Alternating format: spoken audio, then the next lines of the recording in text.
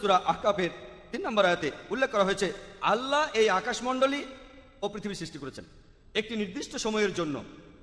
অর্থাৎ বলা হচ্ছে সবকিছুই একদিন ধ্বংস হয়ে যাবে। আর কোরআনে এই কথা অনেকবার বলা হয়েছে, যেমন পবিত্র কোরআনে সূরা কিয়ামত 8 নম্বর আয়াত আর 9 নম্বর আয়াতে বলা হচ্ছে যে চন্দ্র তখন হইয়া পড়িবে জ্যোতিহীন, সূর্য ও চন্দ্রকে একত্রিত করা হইবে যখন বিশ্বজগৎ ধ্বংস হইবে।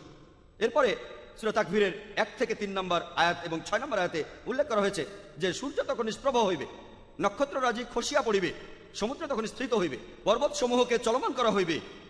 পবিত্র কোরআনে সূরা ইনফিতারের 1 নম্বর আয়াত থেকে 3 নম্বর আয়াতে বলা হচ্ছে যে আকাশ তখন বিদীর্ণ হইবে, নক্ষত্র খসিয়া পড়িবে, পর্বতমালা ভাঙিয়া পড়িবে, পৃথিবী ধ্বংসের অনেকগুলো নিদর্শনের কথা বলা আছে।